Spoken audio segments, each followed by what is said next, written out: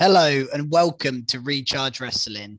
We're here to plug you into the world of professional wrestling, and this is a WrestleMania Night 2 review with me, Keeney, and my two amigos, Krusty and Fisher. Hi guys. Hey everyone.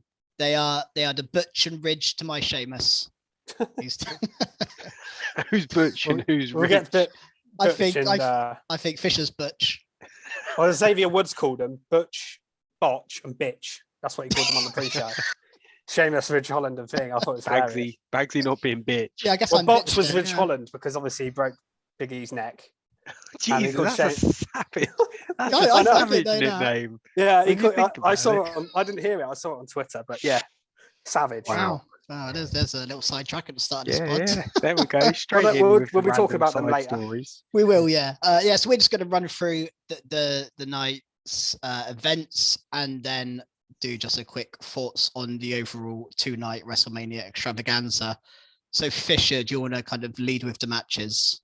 Yeah, well, before we get to the matches, we'll start with the opening sort of segment of Triple H coming down to the ring.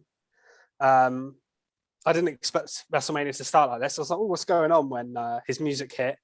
But it's just he didn't overstay his welcome and ramble on too long with a promo. I was kind of thinking, God, because his entrance was long as well. He was soaking in the atmosphere, playing up to the crowd. And I thought, God, if he comes out here and then he talks for 10 minutes, like matches are going to get cut again. And I'd be annoyed by that.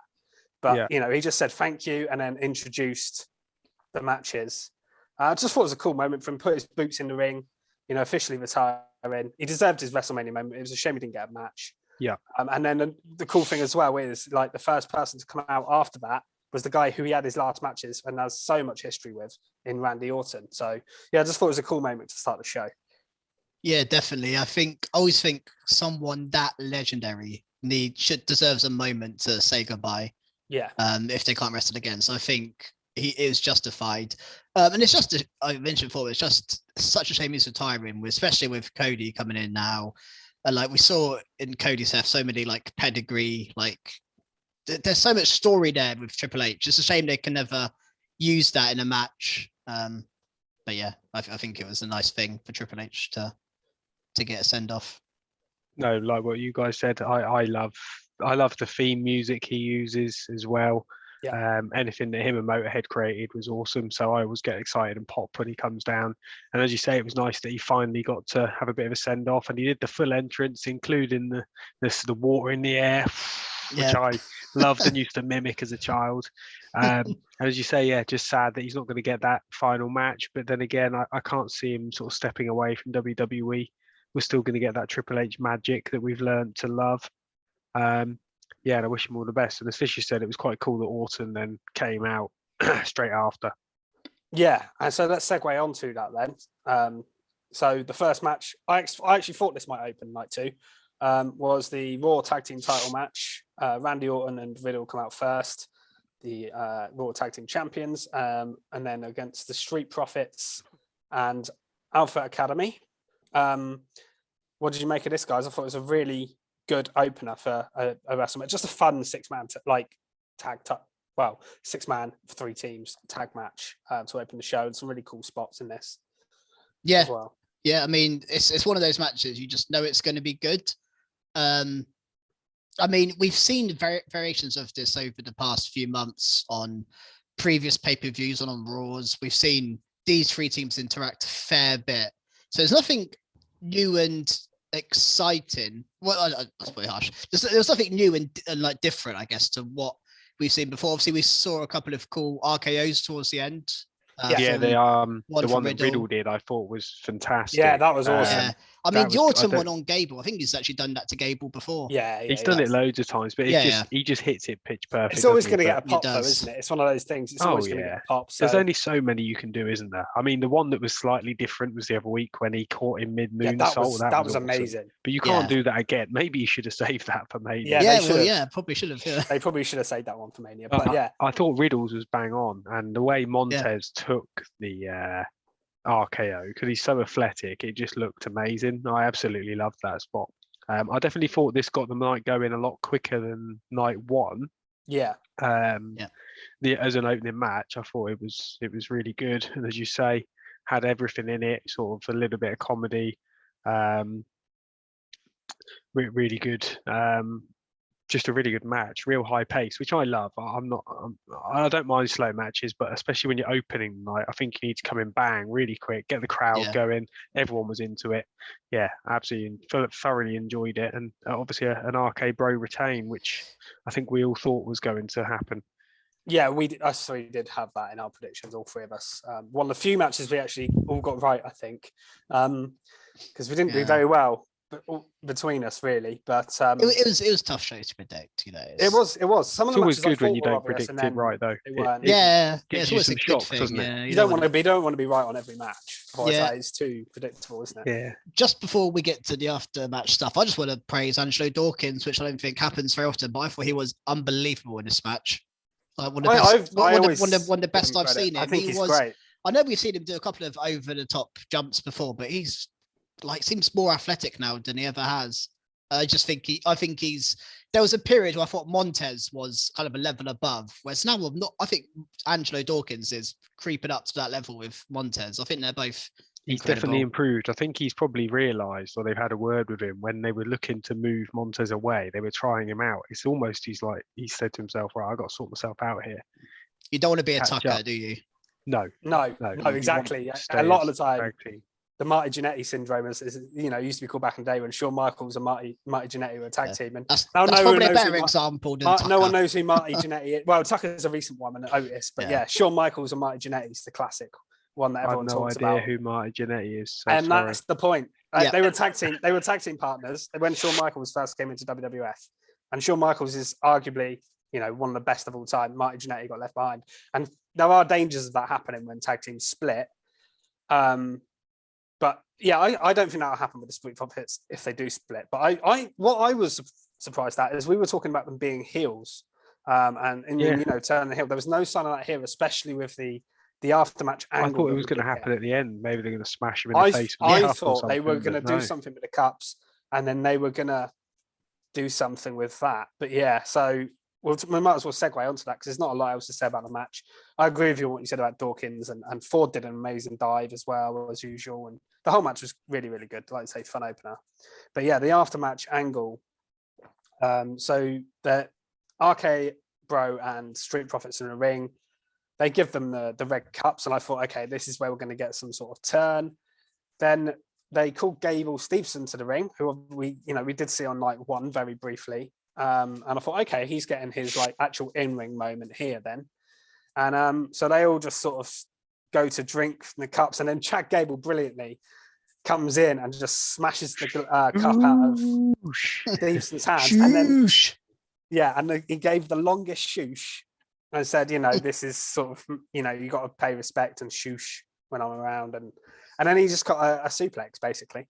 Not a lot. I thought he might do a little bit more than one move to really show off, but it was fine. I think it was good to see him introduced, and we didn't see too much of him as well. I think that's always quite a good thing to do, is to give us a glimpse and make us want more. I think that's what they've left us with Steveson.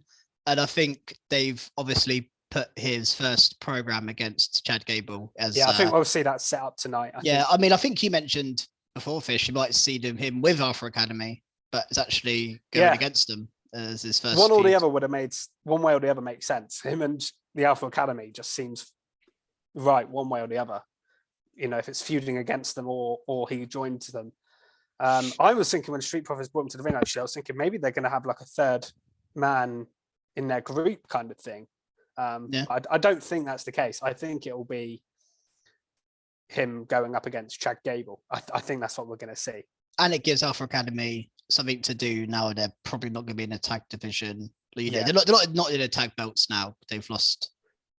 No, I think you can do Street Profits v RK Bro again, because Chad Gable took the pin in the match, didn't he? So Street Profits still have a case for another match for the time being.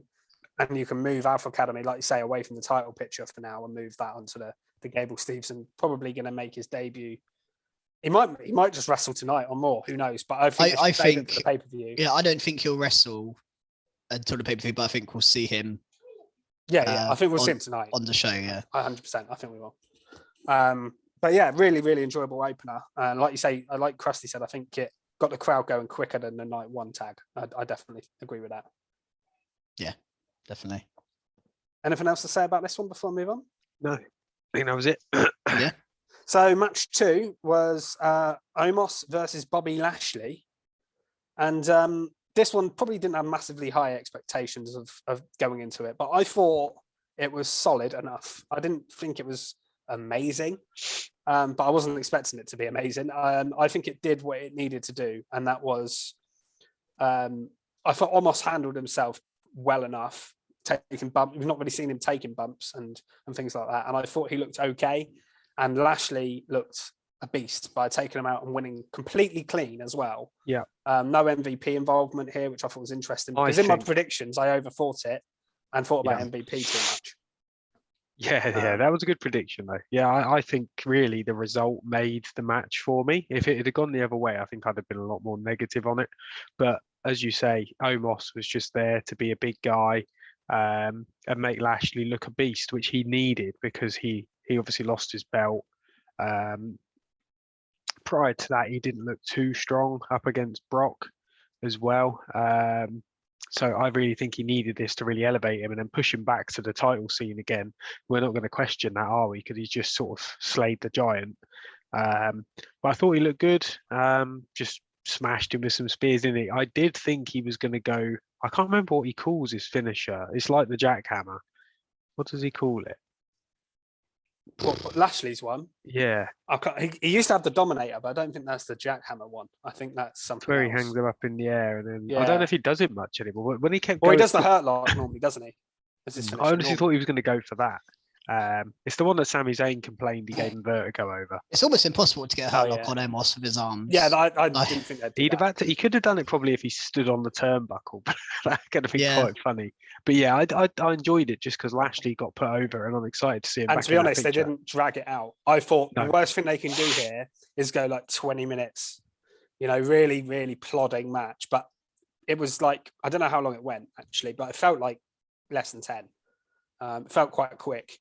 And it nicely sort of, after that first match was really hot and like really good, this was kind of just a little match in between, which felt like its placement on the card, I think, was perfect. I think if you did it later on, I think people would have just been like, oh, can we get to it would have been awful. You know what I mean? Can we get to the main event already? Whereas I think the crowd was still into this. Like Lashley went for a suplex twice, and the crowd were like getting up for it. And then he hit the third one, he managed to hit it. Yeah, and the pop when he hit it, I was like, this is the crowd are actually into this. It's not too bad. But yeah, so what did you think, Keeney? Yeah, I got too much else to add to what you guys said. I think what this match showed us was they have put the brakes on Omos, haven't they? That was going to be my question. It's a shame, where but I does think Omos he's gone. go? Yeah, I think he's gone now. This is because we know where Lashley's going to go. Well, we don't know, but we know Lashley's going to get back towards the top of the card. Lashley can main event Mania next year. Is that good? Yeah. Omos, this is his ceiling. This is as good as it gets for Omos, I think. I'll be surprised if he's fighting someone like Bobby Lashley at WrestleMania again. I'll be surprised. I'd be surprised he would have to improve a lot. I'd honestly be surprised if he's still with the company at WrestleMania. As sad as that is, I feel a bit sorry for him. I just can't see how they can use him and who against. Yeah, I think someone that size guy on the roster. Who else can you put up against him? Unless you give him like a big show role, but he's not got that charisma. That's the problem. Well, no, he's not Big Show, is he? He's more Great Khali. Realistically, the only thing if you're going to compare him to, if you put him with like MVP, that was my idea. You could either form the second Hurt business, or you could go MVP betraying Bobby. I wouldn't mind seeing him like paired. Yeah, that could be quite cool. Or you shove him in a tag team with Sniveling Hill, like the Miz or someone. Like you just put him behind some Sniveling Hill, and as the almost like we see with Grayson Waller and Sanga in NXT. Well, it'd be like he had with AJ, really. Yeah, or him with AJ. Yeah, that's kind of. But not AJ, obviously. Way I can not see someone him that talented. Yeah, not someone that level. Yeah, I think. I think it was fine. I think I said in my predictions I'd be furious if Omos won this match. So I'm very glad. Yeah, I wouldn't have been as angry if it was like a good angle with MVP turning. If he just beat him clean, I would agree with you. I did have the fear that could happen. He might just destroy him, and I was like, there is an argument to be made for like you put the younger talent over, but in Omos's case, I just don't see them doing anything with him going forward. So it would feel like a waste of time. And Lashley's too strong to put him over. Like Lashley's on the Drew McIntyre level, isn't he? Yeah, if they'd have done like the Commander Aziz match or something, although that would not be a WrestleMania level match, like, you know, you'd have Omos win because he's the more pushed guy. But yeah, against someone like Lashley, or even if put him like Jinder and Shanky or something like that, you know, I'm trying to think of other big guys that no one really cares about. Whereas Bobby Lashley is one of your top guys, let's face it. But yeah, I thought this match served its purpose. You know, wasn't amazing, but it did what it needed to do. So I've got no complaints about it at all. Moving on to match 3, and a match that seemed to divide people. I know, I don't know if you guys have really seen online, but Sami Zayn versus Johnny Knoxville. I personally loved this match. I thought this was great. I thought this was proper sports entertainment. Sort of car crashy, brilliance. I love Jackass and I love WWE, so it was everything I wanted. They brought everybody out, which is what I wanted them to do. They came down to the Jackass music. It was just a bit of fun. It was never going to be a proper wrestling match, but you did get some proper wrestling in there. You got some tornado DDT, some suplexes. Knoxville looked great. He took some bumps, some kicks. Yeah, he did look like he could hang a little bit. Obviously, the Haluva kicks didn't hold back here, did they? No, Man took one to the face. Yeah, God, that was like on the button. He that was proper took one to the face. But I can imagine these guys say, "I'm used to getting like punched in the face all day. Just hit me and make it I think we good." started the match with a Haluva kick straight to Knoxville. We did. Like, to kick off the match. It was mad. I mean, was like, here we go. I loved this match. I am high on this match. We're absolutely loving it, aren't we? There was just a few bits like that big hand by ringside. I was like, come on, what's this? This is different. That's great because they use those in Jackass all the time. They hide them down hallways. So that just sort of builds into that. The only bit I thought was really crap was the giant mouse trap, because it was obviously just a bit of put together pipe. And they ruined it as well, didn't they? He couldn't get it to flip. It didn't work. So we literally just pushed it onto him. But it was a bit of cheese, wasn't it? This was. I like the fact they had like Party Boy come in, which I don't know if you guys really watched Jackass, but I used to, but he wasn't. I don't think he was in it when I watched it. He was more. I'm talking 20 years ago when CKY, when it was like he was in a lot and things like that. But that was just fun. Wee Man somehow getting a body slam on. That was great because he got like the hornswoggle spot where they hide under the ring. So good. Which I didn't even think of. And then got a body slam on Sami Zayn. I was just like, it was it was proper entertaining. That was Sami sold some of the stuff brilliantly. That might have been the spot of the night. The body slam on Sami Zayn. I couldn't believe he did that. Yeah, I thought this was amazing. I mean, it was great. I loved most of it actually. Like, I know the giant mousetrap was a bit silly, but I like the kind of, it's a bit different, like the mousetrap pinning his shoulders down because they were over his shoulders. Yeah. Again, if the mousetrap looked a bit better, maybe they got it to work first time, it might have been better. But you know, it's live TV. Maybe these things. It's a silly little match, isn't it? It doesn't matter. It's not like someone just lost the title. Yeah. I mean, if it was the title, then it wouldn't have been ideal. Yeah, that's why I didn't want the Intercontinental title on the line in this match. I'm glad it wasn't. I mean, if you're watching this match expecting a wrestling clinic, then you're watching the wrong thing. Like this is what it was meant to be, and it's great. So you know, I mean that spot where he had the mouse traps on the table, the little mouse traps, and Sami went flying through it. There was so much cool stuff in it. I love the use of that. I think he was going for the haluva kick in the corner. He just used an air horn to make the sound. That was good. And just silly little things like that. And he did it with the pyro on the turnbuckle, the bowling ball as well. Oh yeah, the bowling ball, the silly little like handle to kick him in the balls and things like that. it was a lot of fun. I was really enjoying this match. It might have been my match of the night, and I actually enjoyed the most. Not in terms of the best match, but honestly, I might have enjoyed this more than anything else on night 2. I loved it. You'd be getting F5 through a table if Brock heard you say that. Yeah, no, but match I of the night was Jack Knoxville. Honestly, I thought it was so. It was very entertaining. And yeah, it's one of those things that it doesn't hurt Sami Zayn like at all, really. And I like him now. I like him, but before this feud, I didn't like Sami Zayn. I'd gone way off him again. But also, I think Sami Zayn's in that lovely position where losses almost play into his character more. So I think actually almost benefits him to lose like this, like with 5 jackass guys and a giant cheese, a mousetrap. That actually works in his favor because he'll be like, "Oh, it's a conspiracy against me." So I think it actually is good that he lost. Yeah. Shame I didn't predict it, but I wish I did. No, you're only one of the only people that went for Sami Zayn to win, actually. Well, my thought was Knoxville would take a massive bump and that would be the end of the match. That's what I thought would happen. I just thought I was so obvious the other jackass guys were going to get involved. That's why I had to go for Knoxville, because I was like, there's no way they're not going to be there. As soon as I saw them, because they were front row, weren't they? And he chucked them into the barricade, and Sami chucked Johnny into the barricade, and they were all there. And I was like, okay, they're getting involved in this match. And then from that moment on, I was like, unless someone comes out and helps Sami, which is very unlikely, then Johnny's going to win. But yeah, it was just a fun ride to get through. Really, really enjoyed it. Yeah. Great. So next up was the women's tag team title match. Sasha Banks arrived in I think it was a Lamborghini, wasn't it, Krusty? You're a bit more Lamborghini, yeah. Nice little Lambo. Yeah, that was a cool entrance. So she got a big entrance. Rhea and Liv had very special outfits on as well. There was a couple of cool entrances here, but most of it was kind of normal. But yeah, Sasha got the star treatment really in this match, it felt like. And the match really was built around her a lot as well, I felt. She did a lot of the work in the ring. Yeah. I thought it was a good women's tag team match.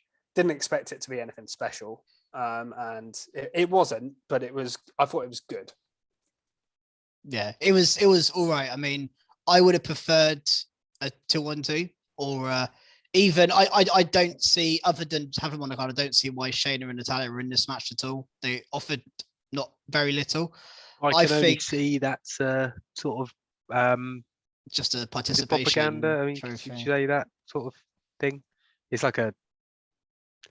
It is to get the women on the card. It's to please people, isn't it? It's to please. It's a participation. They're not doing a women's battle royal. They're not doing a women's battle royal. They've only got 3. What they should do is have another singles feud that isn't. They don't have any women's matches that aren't for titles on the card. They could easily have another women's match on the card and done. I don't know. Well, I said before, my idea would have been to have Sasha and Naomi in this tag match, then you have Rhea v Alexa in one-on-one feud. And sorry, Liv, it's maybe next year. Like, you can't have everyone on every card, especially WrestleMania. I actually think Rhea and Liv were a good tag team. Was great, yeah. What would have been ideal was Rhea and Liv win the tag titles from Carmella and Zelina before Mania. Okay, do that, and then have them face Sasha and Naomi in a 2-on-2 match. Because I think that's the match going forward that is the most interesting. Yeah, 100%. I also thought we might see Corey Graves, by the way, get in the ring in this match. I had a feeling he might take a bump or something from Rhea in this match or something. But he was doing a lot of gushing, wasn't he? He was talking about his future wife and. Yeah, I'm glad this is over now. I want Carmella and Zelina to go on to other things. I don't think we'll see Carmella in the ring very much for the next few months because I think she'll be focused on a reality TV. I either want her to do something else or not be on TV. I want Zelina to do her own thing. I think she's good enough solo. The match was okay. It felt very disjointed.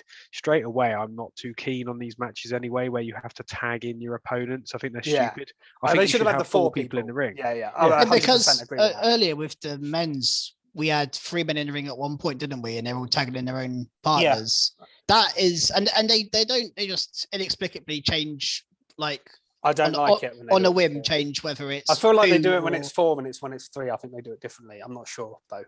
I'm not 100% sure on that. But I feel like they don't want more than 3 people in the ring at once on tag team matches. I'm glad for the winner though. I mean, Sasha and Naomi are the right people to put it on. Hopefully, it'll give that belt some more prestige. I was going to say it gives them more focus. I can't see them having Sasha and Naomi just losing matches every week for the sake of it, like they were doing Selena and Carmella. Yeah, I don't know who they're going to feud with, but and I hope eventually it leads to a singles feud between the two of them. There's a nice moment. I saw back. I mean, Sasha looked so happy to win because it was her first Mania win after all these years. Really, she's done a reverse Undertaker streak. Yeah, she loses every year. She lost in Obviously, last year to Bianca, she's lost the 4 horsewomen matches. She lost a tag match with Bailey. She loses, so it was a big moment for her. And I saw the celebrations with her, Naomi and Tamina. Obviously, they used to be Team Bad after, which was really, really nice. So yeah, really good. There were a few spots I thought were really good in this match, even though the match, like you say, it was good. There was a couple of big Tower of Doom spots in each corner with Liv and Rhea doing the power bombs at the end of them. There was a cool move that Liv and Rhea did that looked awesome. It was like a riptide into a backstabber. I think that was like their double team finisher. It obviously didn't win them the match, but it was the riptide, and then Liv did like a knees into the back. That looked really cool. Yeah. And then the finish with Sasha and Naomi as well. Yeah, that was awesome. So there were some really good. There were some good spots in this match, I thought. Yeah, well, at the end of the day, it is 6 really good wrestlers, isn't it? It's there's no one in this match who's a weak wrestler. As much as Natalia's, but maybe bored of her, I guess. But she's still a very good wrestler. Very good workhorse as well. It's just a character, isn't it? It's just a shame we don't see more of Shayna singles or Rhea. Shayna should have been Shayna to sort of dominate matches. I don't understand why she can't. Shayna should be feuding with Ronda Rousey or teaming with Ronda Rousey. Yeah, and be involved with Ronda Rousey. We saw her training with her. Well, especially on SmackDown, they literally showed her training with Ronda Rousey.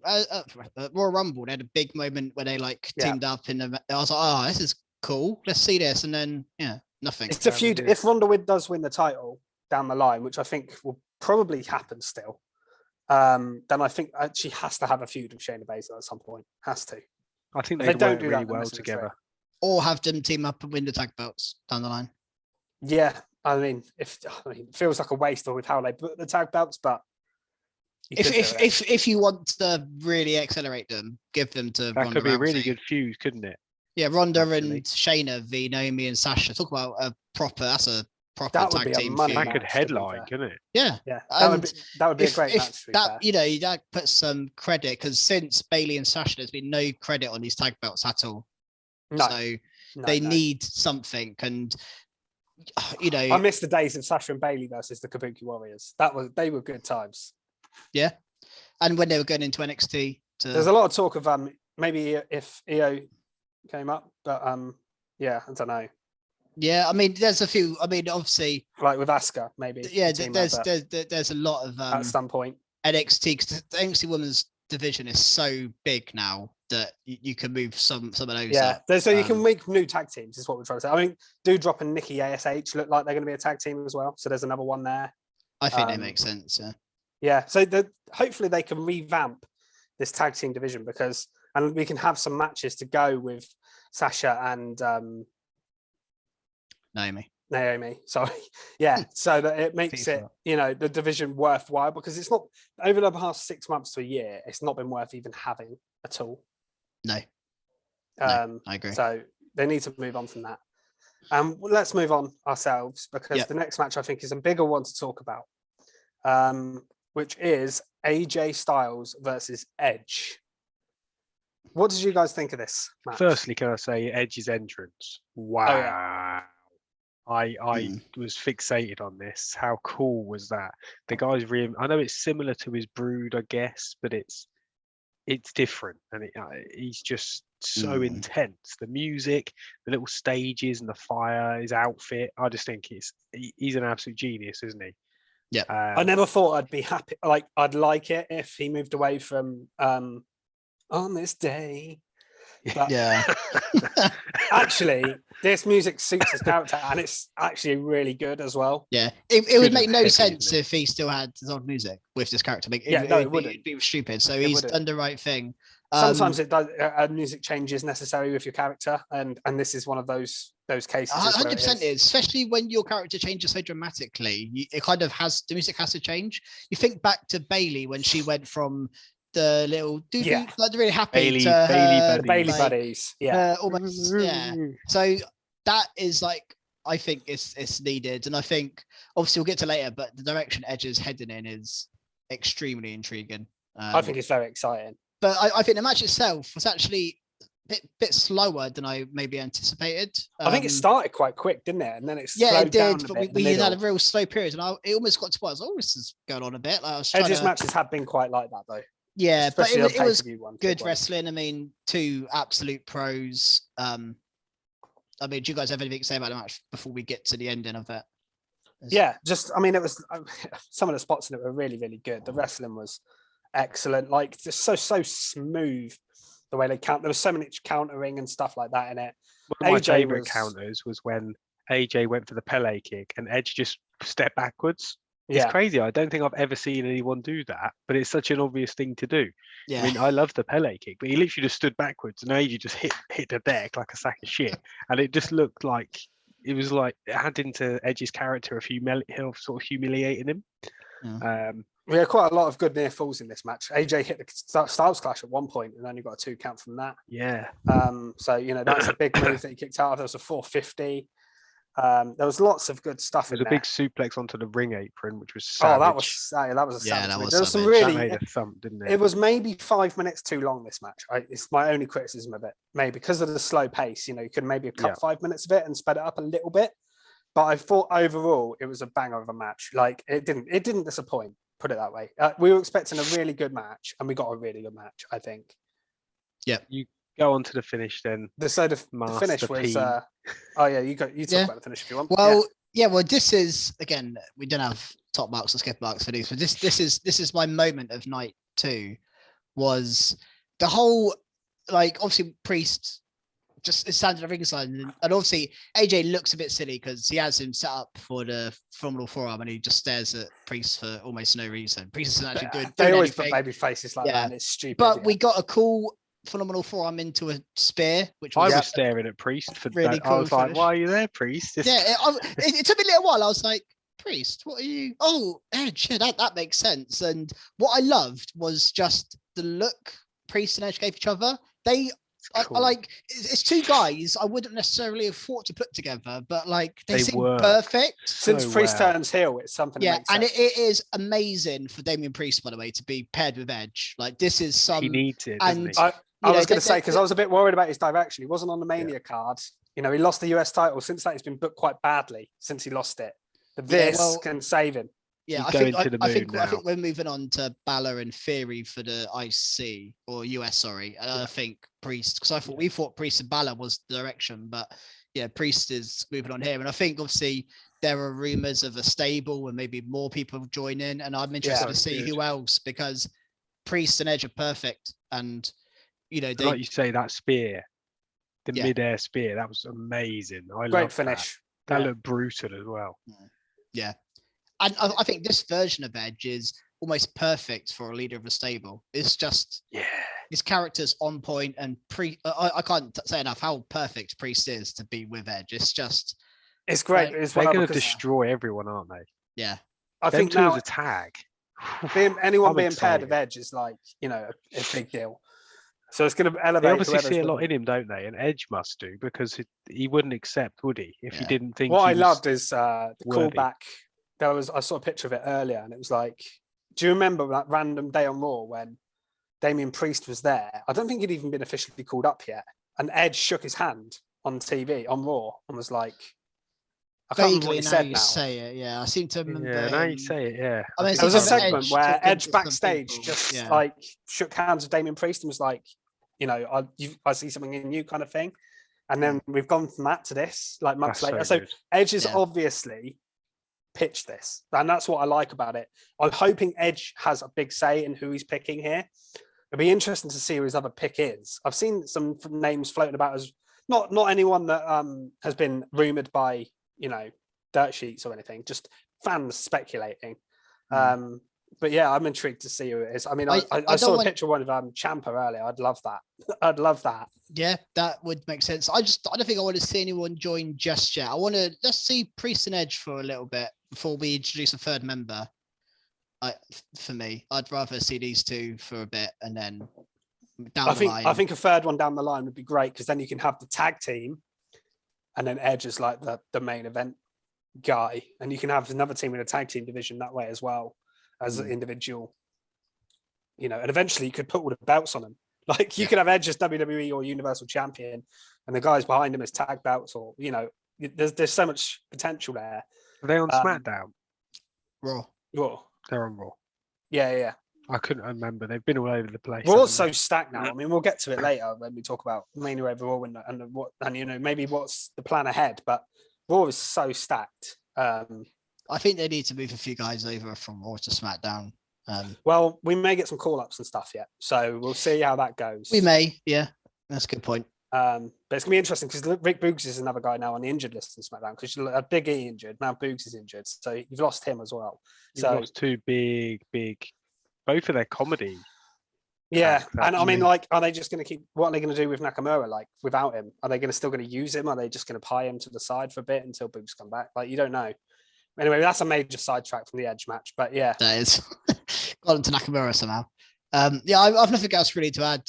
Just No, it's awesome. just really cool. I'm really excited about that, and I think it's great for Damian Priest. I'd say, and I'm just trying to think on Raw who could join them. There's a few options, but yeah. I wouldn't mind Finn Balor turning now, by the way, but I don't know. It wouldn't make sense of him feuding with Priest, but yeah, who knows? he's been feuding with Priest. But yeah, I'll keep my eye out because I did see Fightful reporting earlier that they have some news on who else might be joining the faction at some point today. So I wouldn't be surprised, Keeney, if that does happen. I know you said you want it to be just the two of them for now. I think if they're getting news of it, it will happen soon because literally it was a day before Mania. I heard about maybe Damian Priest joining up with Edge, and it happened straight away. Like there was no waiting. Although I don't think this Priest joining with Edge is a last minute decision. I think this is a no calculate because I think it just got out. Maybe his whole turning, like his whole when he had to split personality was with this down the line in the future. You know, you'd like to think they would plan that far ahead. I know they usually don't, but well, I think they might have took the title off him, thinking, right, well, we need to take the title off him because if he's going in with Edge, we don't want him being the United States champion because then, you know, it doesn't really work that well, being the face champion and defending the belt all the time and all that. Yeah. So they might have had it from then. They may have, quite possibly. Let's move on to the next match, which is, I nearly call him Pat Theory then. Pat McAfee versus Austin Theory. And the first thing to talk about here is the incredible entry. Oh, well, first Vince comes down and gets a great reception, as always. And as soon as that match music hit, I called shenanigans. I was like, something's happening. Something's up here, which we kind of expected anyway. I liked Krusty actually said earlier, wouldn't it be funny if Shane McMahon was in Pat's corner? I actually thought that was what was going to happen. I thought when Vince started beating him up, I thought he's going to come down in a minute. I thought Pat was going to come down and be like, you've got someone in your corner. I want someone in my corner. And then Shane was going to hit. But what we got was good anyway. But yeah, so Pat comes down to Seven Nation Army by the White Stripes. I know. Yeah, it's quite great cool. of them to get that. Cheerleaders with him. Went wild. And the fans were chanting it throughout the match. Yeah, so yeah, they didn't I stop, think did they? during an actual match, other than maybe Austin's match and possibly Cody's for the start of it, especially, this might have been the loudest the crowd was all weekend. They were so into Pat McAfee that at this point I'm questioning him if he's just being wasted on commentary, because I love him on commentary, but like he might be too good to just be on commentary. He might be too good. But he's also too good a commentator. I think he's that good at commentary. And as I said last week, or whenever we spoke about it last time, he's on the show constantly because he's on commentary. If you have him as a wrestler, he's on screen once a night, maybe twice. Well, I think you can use him as a special attraction wrestler, but just use him a bit more regularly as a wrestler. Not every He's week. going to get the Jerry treatment, but be better. Be like honestly, I wouldn't mind him going for like a title match at some point or something, just for like. Be cool. Give him a talk show. Even would be quite fun. That's how you get him into feuds. That could be quite. Yeah. You can have him interviewing because Michael Cole does it as well.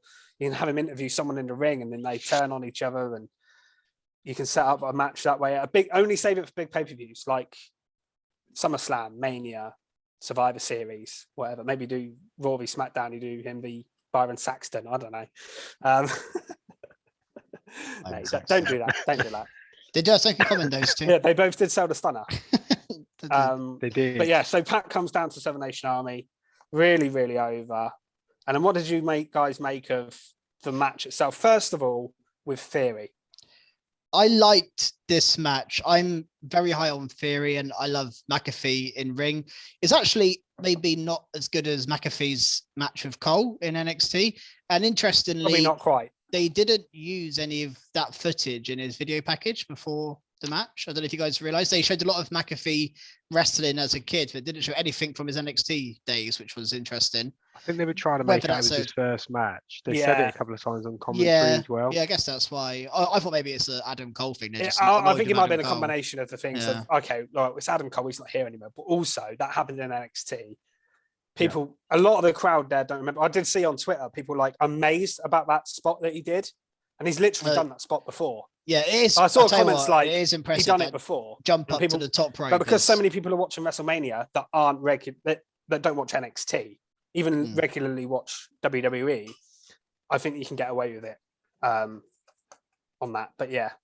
Yeah, but I thought it was good, if only a roll-up victory. Well, I've never seen the crowd pop so much for a roll-up win before.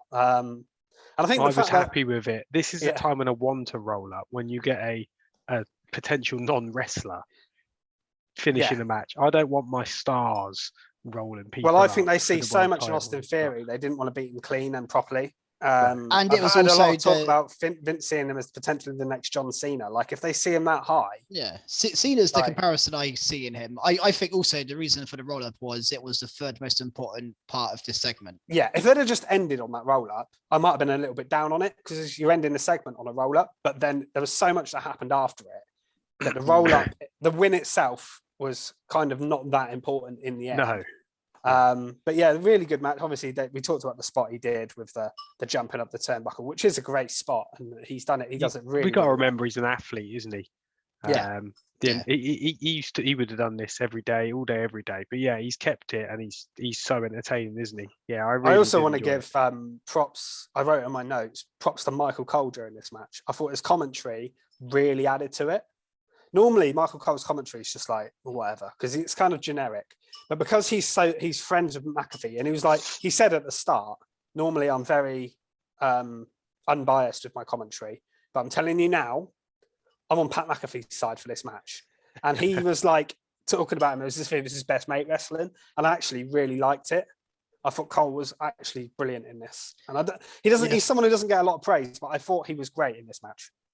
No, he's not. No, fair play. Well done, Michael Cole. I agree. I thought it really added to it. The story of him being his commentary partner. And then we got someone else came in, didn't he? And decided I like after the roll up.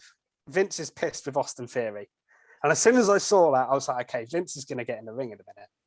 I didn't think we were going to get a match, but I thought something was going to happen.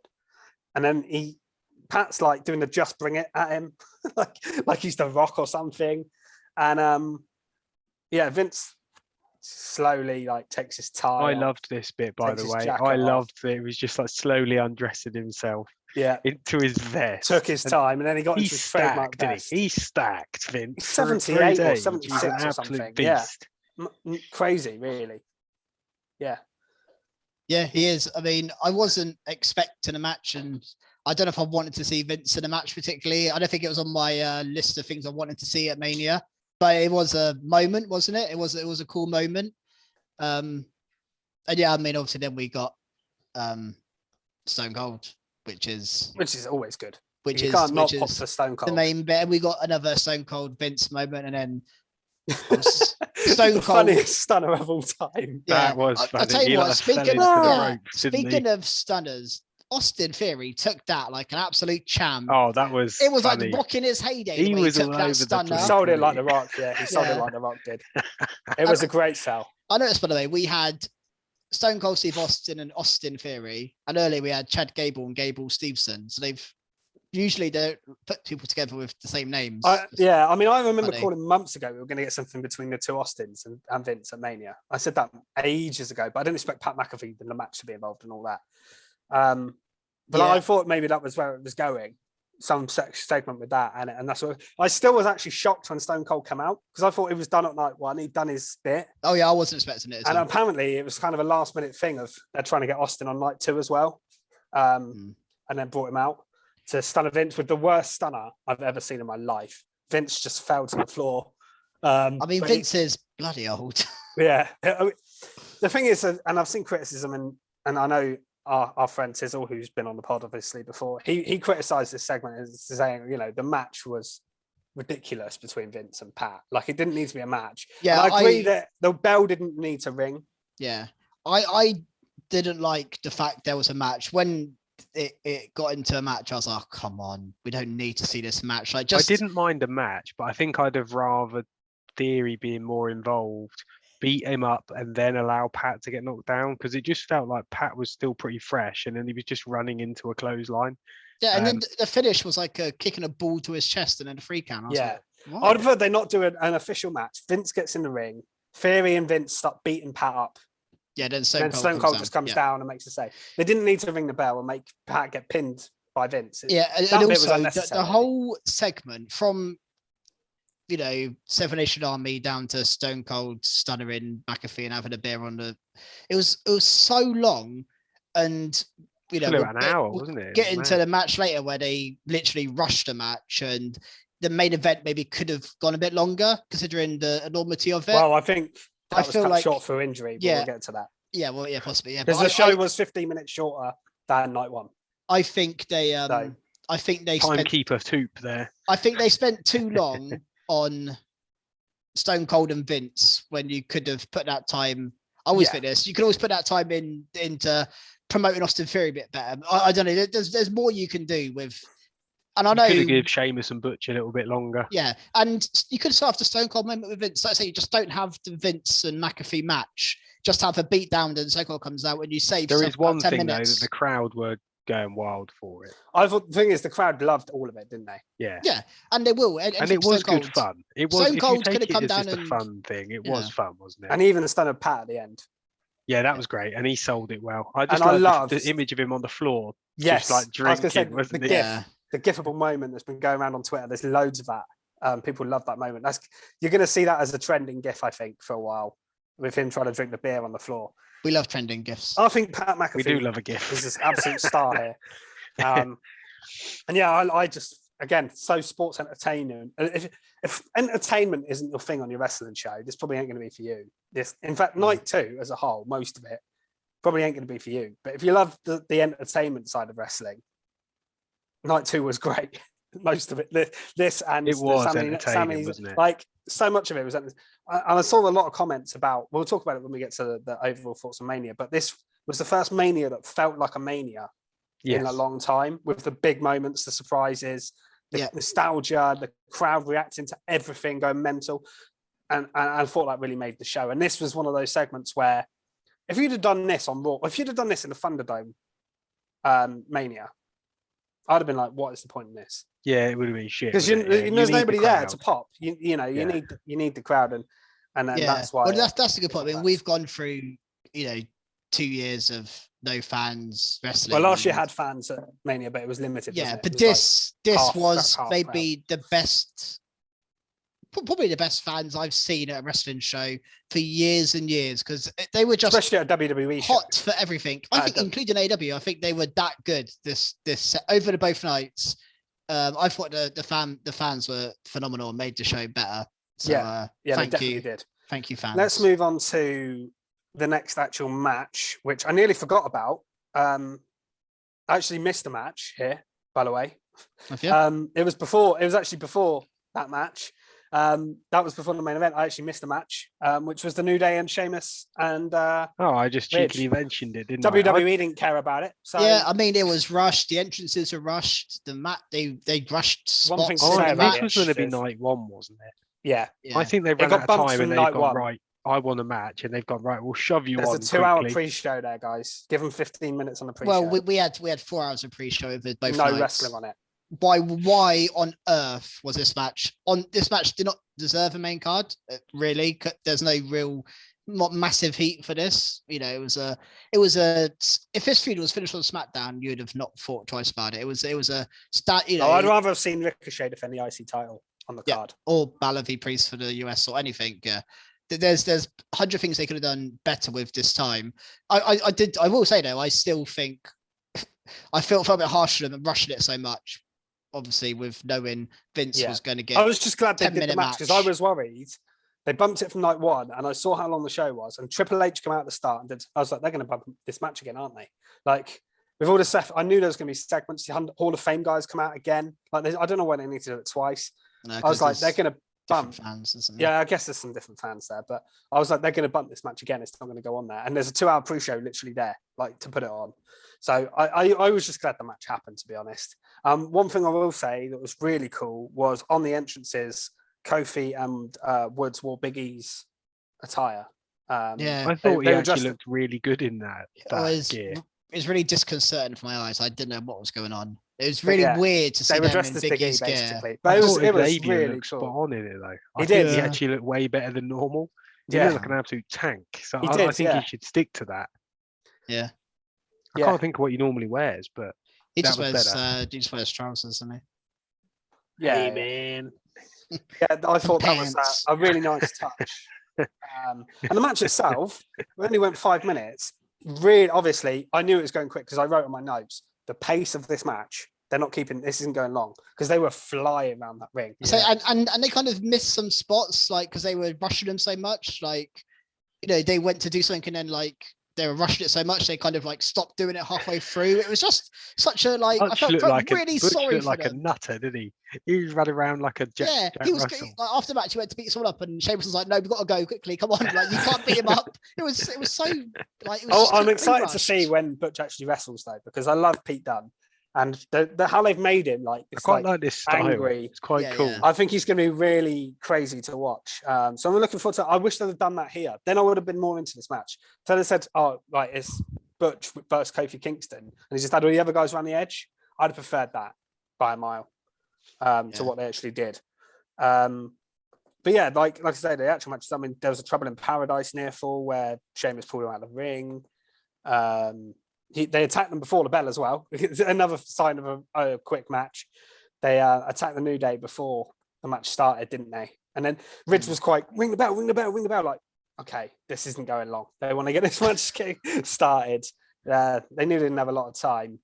But yeah. I reckon we'll see a proper match at Backlash. Yeah, the feud between these guys. This is a match they should have at Backlash and give it proper time. And I think they could get a good match out of these guys. So I think they're all really good. It's just a shame they're to rush it so much. Yeah, absolutely. Absolutely. Let's move on then to the main event. The biggest wrestling match of all time. Yeah, it's not though, is it? Well, biggest stakes, maybe. Yeah, they put a lot of stakes in it. They built the feud a lot. What did you make of it? Because I have opinions of it. Let's see what you two say first. I think it was a good match.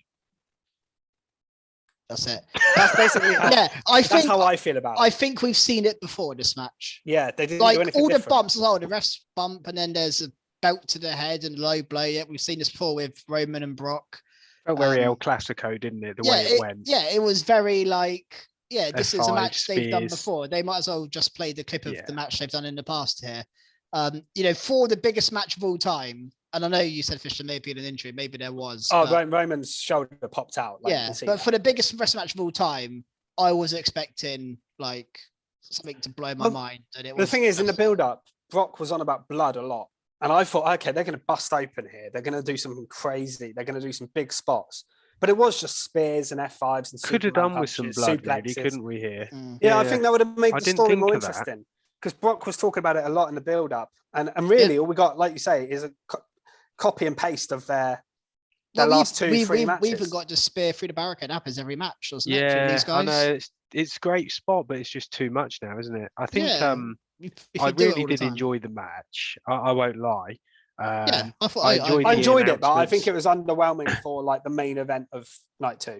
No, I agree. I mean, I loved the start of it with Brock announcing himself. Yes, it's just really funny. Taking his gloves off was quite a thing. But again, I suppose now I think about it, that plays into your why didn't they go for maybe a blood shock, because they don't do it often in WWE.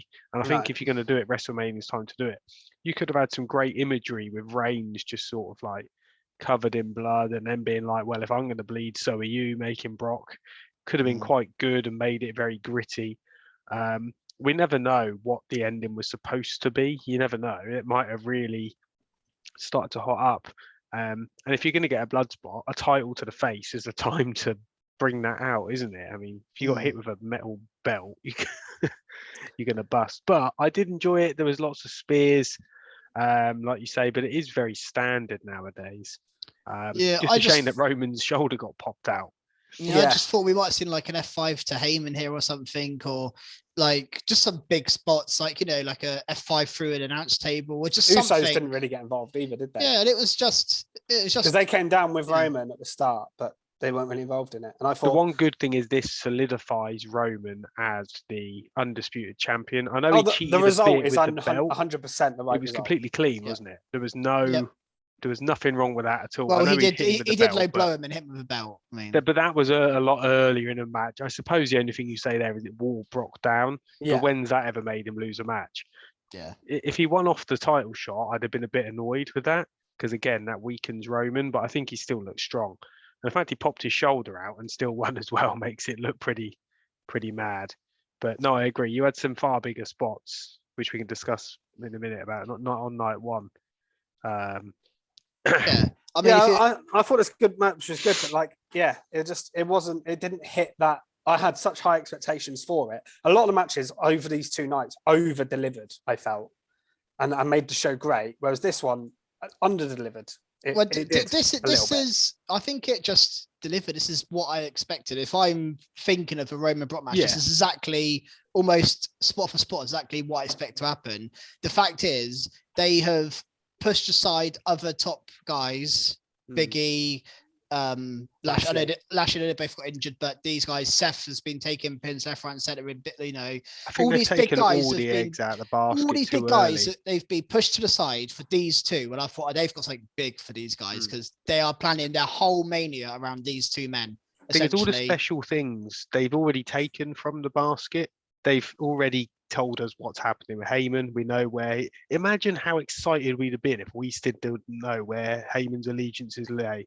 Yeah. If we were like, what's he going to do? Yeah, that was part of the thrill. That was what made it interesting, Jude, at the start. If one of the Usos decided to turn or something like that. Yeah, or if we got a big, you know, the Rock come out, or you got. Well, a lot of people did say maybe the Rock's going to come out at the end. Yeah. To make this really big, like, it didn't happen. Even like a Drew or something, they could have like done something to set up some, or like imagine if at the end of the show you just got Cody just staring at Roman, like something like that. Oh, like, he comes back out and stares at Cody. There was ways they could have, and they could have done what they did in the Sunday match and still had a big moment to end the show, but the show just kind of ended a bit underwhelmingly, didn't it? It just ended like. I think the problem is the rest of the Mania was so good that this was a bit of a. Quite often, the main events of Mania are not anywhere near the best matches. It happens a lot. No. Yeah, I mean, last year's main events, both nights did deliver. Belair and Sasha were there, and Roman, Bryan, and Edge. Yeah, I'd have probably rather have Belair here. The very last match. Quite often, doing better. Quite often, the last match is nowhere near. It's very rare someone goes to the match of the weekend. It's the closing match of the show. It very rarely happens in WrestleMania. It's normally somewhere in the mid card. You'll get like a classic, you know. So yeah, it is what it is. What do you guys think then? Obviously now Roman's got both titles. What's going to happen? Are we just going to get one new belt and they're going to get rid of both belts? Are we going to have him carry around the two belts? I think he should just carry around the two belts for a while. What I think will happen is I think he will almost give one of them up, or like he'll be like, well, I'm not going to Raw, I'm just going to stay on SmackDown. Then Raw have to get a new belt to replace the one, especially if he's injured. They can unified. Yeah. What I want to happen is him to just have one belt and there'll be one big champion across both brands. That's what I want to happen. I'm not sure about it though, because if he's, I mean, that's okay if he's feuds with guys on Raw and SmackDown. Yeah. I think my problem with it is if he's on SmackDown, he's got Drew to feud with and a couple of others. But on Raw now, the roster is so stacked. Yeah, they need a title. Well, again, if you go back to the 2000s, they had one belt. Chris Jericho unified the belts in early 2000s, and we had one champion, and it would change to Triple H to Undertaker. Obviously, Jericho had it for a while, The Rock, and they would feud with guys from Raw and SmackDown, and it was such an exciting time because there were so many top guys, and there are so many top guys now. It's just they're all on one brand. They need to sort that out, but they could really make this work. I think there is, and they've done it before, so they can make this work with one belt. I don't think they'll do that. I think they'll end up going back to 2 belts, maybe as soon as tonight. Maybe as soon as tonight, 2 belts. Roman will turn up and be like, I don't want this belt. You have it. I'm off. Like, I'd he could do quite that. like to go back to WWE title and heavyweight championship. So, because at the moment they look the same, they're just coloured in different colours. One's red, one's blue. I want different titles that mean different things. Roman gets a special championship because he unified. He gets both. He gets like some crazy, like the Universal Championship, but like a gold version of it or something. Yeah, I want it like the old heavyweight title. That's what I want. They do need to stop this. The belts being coloured for the brand. Undisputed champion or something. I don't know. What I would like, by the way, if they do this, is I would love to see a tournament for the belt. Well, that's what I was going to say. They should do. Raw, I love tournaments so much. The guys on Raw that you can put in the title. This is without Orton and Riddle, who are in the tag division. You can have Lashley, Owens, Cody, Seth, AJ, Edge, Finn Balor, maybe Damian Priest, maybe. Yeah. All these guys. The Miz, Rey Mysterio. The Miz, Mysterio. You can put them in a tournament and have it. And Lesnar could be in it, maybe. You know, if he's going to stick around. Do whatever, I'd put all brands in it. I'd stick Drew in it. I'd stick everybody in it. I think these 2 belts shouldn't be locked to a brand. They should say the 2 main titles can be challenged because it's going to be so exciting. If you've got Roman sat on SmackDown and then Cody comes and challenges him, Seth comes and challenges him, and then you can mix the feud up, and then you're not stuck into these drafts. I mean, they have basically done that anyway, because we had Seth challenge at Rumble, then we've had Lesnar, who was technically a Raw suit. Well, I don't know what he was, but he won the Rumble though, so but we have had Roman defend against people not on his brand. The Rollins one was really like, we haven't got anyone from SmackDown, so we have to move Seth over. And we'll get there again very soon because Drew's the next one. Because and then after that, who do you go to? Happy Corbin turns face. We go there. SmackDown is really bare on babyface side. Ricochet is their number 2 official babyface. He's even in your official rankings. You've got. It's not me. This isn't my rankings. I don't know. I think it is your. It's not my rankings. Well, he's the Intercontinental Champion now, so I think it says something. That was before I said that before he was the Intercontinental Champion. Yeah. But literally, the only other babyface is Drew. Literally on the men's side, apart from the lower card guys like Mansoor and people like, I mean, he's not going for the Universal title. Is there a Saudi show coming up? You never know. A Saudi show. Crown Jewel next year, Mansoor versus Roman. So what's happened? Was he in the Battle Royal? Yeah. He was on the last. He was in the last show. What I would love to see down the line. We're talking in months down the line here, but if the UK show does happen, you could potentially have Roman have 2 belts for a couple of months, and then you can have Drew challenge for the WWE Championship in the UK and him win one of the belts there. That would be cool. Yeah. Then again, would it surprise you if they just go fuck it and put the belt on Cody? It's like fairly soon. It could be in his contract. That would surprise me, I think. I would wait personally. But I think it should happen. But it should. I wouldn't do it straight away. I think it needs a bit of a story. Yeah, if I'm booking, I'm not having Cody win the belt for at least a year. I'm just having him have top matches, and there's so many feuds for him to have without being involved in the title. For me, that's what I would do. Yeah, fair enough. I think we've probably covered what we'd do with the titles. Let's talk about then overall thoughts on the 2 nights. So I've seen a lot of opinion on this show, and I agree with quite a bit of. Overall, this show has been given a very positive reception, and I'm happy about that. I've seen people say it's in their top 5 manias, top 3 manias of all time, and stuff like that. Like, that's high praise. I'm not going to list every single mania that I've seen and rank them in my head now. Maybe that's But another in- podcast. Say, how long have Maybe we that's one got? for another day. No, but all I can do is rank in recent years that I can remember off the top of my head. Obviously, it's not as good as some of the ones from like WrestleMania 17 or whatever. It's not as good as that. But like recent years, the last 2, 3, obviously we had no crowd 2 years ago, half crowd last year. 35 was a pretty good Mania, if I remember rightly. But yeah, I think this is right up there in recent years, is what I'm trying to say. Yeah, I think it's it's a very cliche thing, but I think it's a show of 2 nights. I think night 1 was incredible, and so also I will say, just to caveat this, I think it depends what you look for in a Mania. Do you want like these entertainment moments? Do you want just great wrestling? Do you want I think it needs to have moments? everything. And it's And that's probably why a I mixture like of this everything. Mania. Yeah, That's But why I liked it. for me, what makes a show a elite show for me is when you have moments that take your breath away a bit and just like make you like just can't get out of your head. And for me, Cody Rhodes coming out at night 1, I haven't stopped thinking about that for 2 days. That's all I can think about. For everyone. Yeah, I have his music in my Especially head. us I three. have his face in my head, and just that moment of him entering is the best moment I've seen in wrestling since we started this podcast. At least I think it's. I mean, Definitely. before that, you'd have said the Cole, Brian, Danielson. Oh, this That was a blows big this out of the moment. water, yeah. for Yeah, me. but this Cody one, the presentation of it and how long, I know you guys talked about, I was on the pod yesterday, but they delayed it so much, him coming out and the music, everything.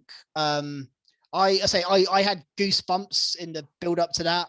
I had butterflies. I felt like I was gonna be sick a little bit. I was that like anticipated it so much that my body almost was like, I can't cope with how much you're anticipating this moment. And it was better than I even anticipated. Like it was insane. And I think that moment just makes this Mania will be memorable. Like, Because I know that's obviously what you Stone want. Cold's your favorite all-time wrestler. So what about him coming out of retirement and actually doing a match and taking a sequence on concrete? So- like for me, that was unbelievable. Like Yeah, it's surreal. It's moment as amazing, well. and I love seeing Stone Cold no matter what. I actually would have preferred him not to have a match. If I'm honest, I would rather I quite like the fact that he never is he would never I wrestle was thinking again. that before, but when it actually came, and I would have been annoyed if it. No, he the didn't match was deliver. amazing. But because it was good. The match was amazing. I was happy with it. I think if I'm booking, I would not have him wrestle. I would have him stunner Owens and have a bit more back and forth. He didn't really say much. I know what I like about Stone Cold a lot is on the mic as well. He's great on the mic. Oh yeah, of course. I don't think we got enough of that in the KO show. That's my one criticism of it. He didn't say a lot, and it was kind of Owens chatting to him and then Owens laughing at him, and then we just got a match. And the match was great. It was over delivered what I expected when they got into the match. Yeah, I didn't expect it to be so but good. I would rather them talk for 10, 15 minutes and Stone Cold have a real like lay into Owens, like, I mean, he didn't call him a sack of shit or whatever he said. Yeah, but it was. I think a lot of that was though. on like, Kevin Owens. I think that was where they were really pushing KO. He had so much time on the mic. He really got. I know he's already an. If you had Stone Cold anyway. doing the what to Owens and really like winding up Owens and like just go back and watch Stone Cold promos back in the day. He would lay into people big time, and he like almost like The Rock would just proper lay into. Maybe not as good as The Rock, but he was that kind of promo. Rock was better like longer promos. Yeah, but Austin had his like short, snappy, to the point. Yeah, yeah. I just would have liked to seen more from Stone Cold on the mic. But like for me, I think I probably preferred. Oh no, I think I did prefer that one actually for Stone Cold's moment. But I quite liked him just coming out and stunning everyone on night 2 as well. It was quite cool. I didn't expect to see him night 2. No, that was more. That was an extra shock. Yeah. But for me, night 1 was the better night. I think I had the 2 best matches on the show as well. I think I actually can't really separate them between Seth and Cody and Becky and Bianca. They're my top 2 by a distance. I don't know which one's better. I think they are both WrestleMania classics. Their matches I think I'll remember in 5 years' time, personally. So, and night two was good. I just wish we'd have had a better main event. That's my only question. And that's the problem is that's your lasting memory of it. The last thing I remember is Brock and Roman having the same old match they've had before. I actually had. I've got that pushed out my head by Cody. Okay, fair enough. Yeah, it pushes. I see. For me, I remember saying, the things I remember from moment. this Mania are Austin and Cody more than anything else. Big time. Yeah. I understand what you're saying completely. Was a bit of a disappointment, but I think the memorable moments overtake that. Even Jackass and things like that happening. Yeah, it's sort of stuck in my head as a fun moment. I agree with what both of you have said. Really, I can't remember enjoying a Mania as much as this. I think, like you said, Sean, about night one with the sort of mega moments of like Cody coming, it being such a surprise with such anticipation because we were willing it to happen so much, and then the way it happened, it was executed perfectly. It's like you're saying about, it's the opposite almost to the Brock Roman. It's been built up so much that it was a bit of a letdown. Whereas the Cody thing, we knew it was Cody. Like we all knew, but everything was perfect. Nothing went wrong there at all. The result, the match that Seth and him had, his opponent being Seth Rollins, was just, this is dream match for me. This is mad. I can't wait to see what happens now. But the match with Becky and Bianca, I've been willing it, as you know from this podcast, for months. I've been wanting, since she lost that, I've been wanting her to win that back in a big Mania moment. So that was great. The nostalgia, we had obviously Stone Cold doing some amazing stuff. Not all of the Vince stuff, but Vince actually sort of being involved in it was good nostalgia. Triple H as well, just having him come down and do his full entrance was cool.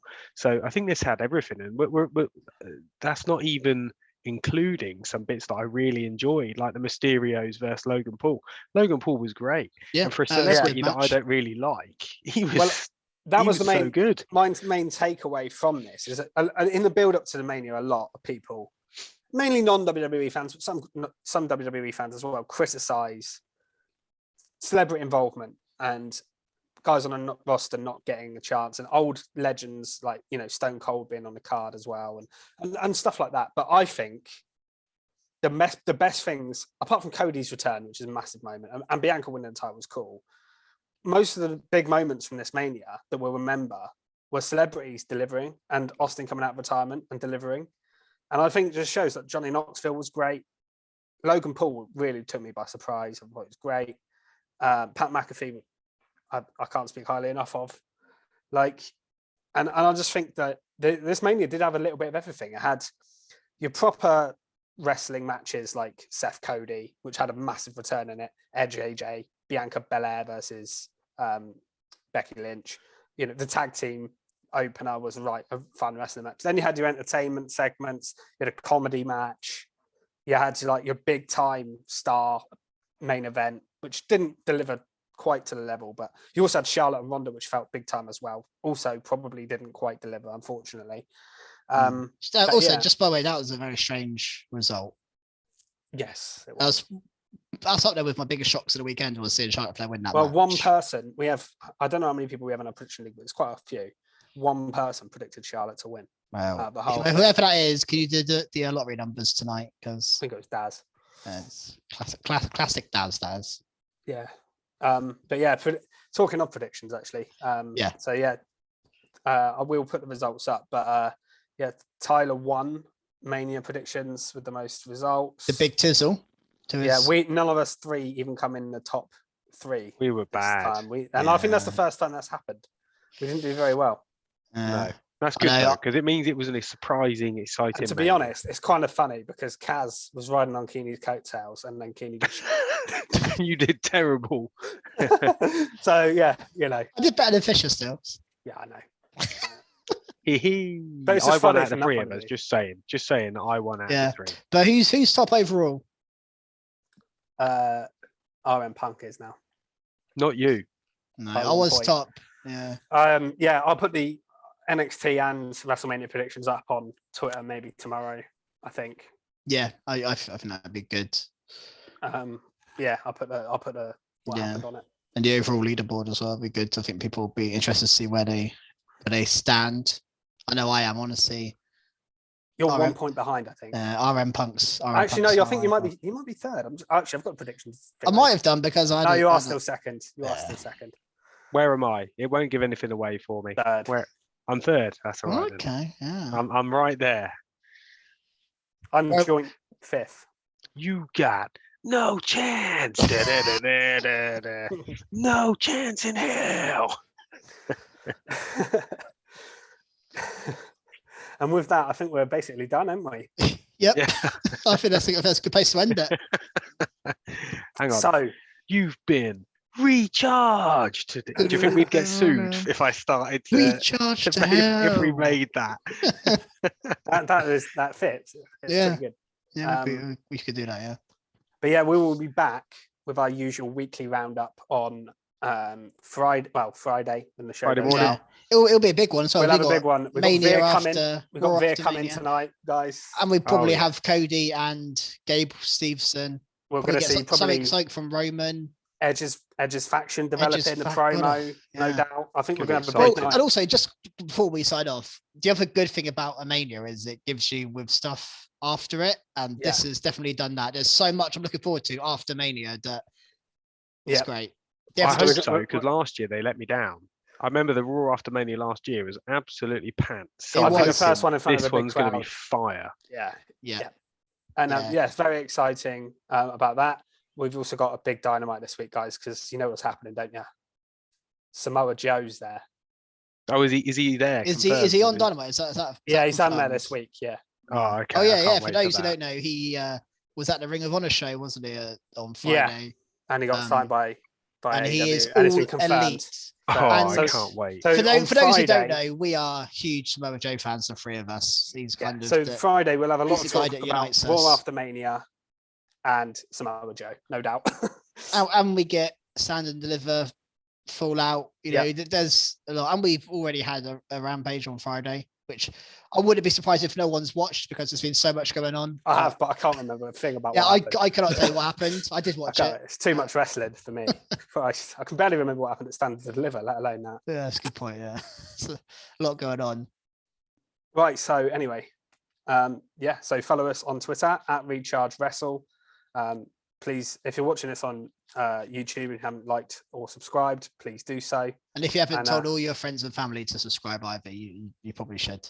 Yeah. So we need more subscribers on YouTube. And your enemies. Follow Robot Republic as well at Robot Republic _. And we'll see you on Friday. Goodbye. See you guys. Thanks.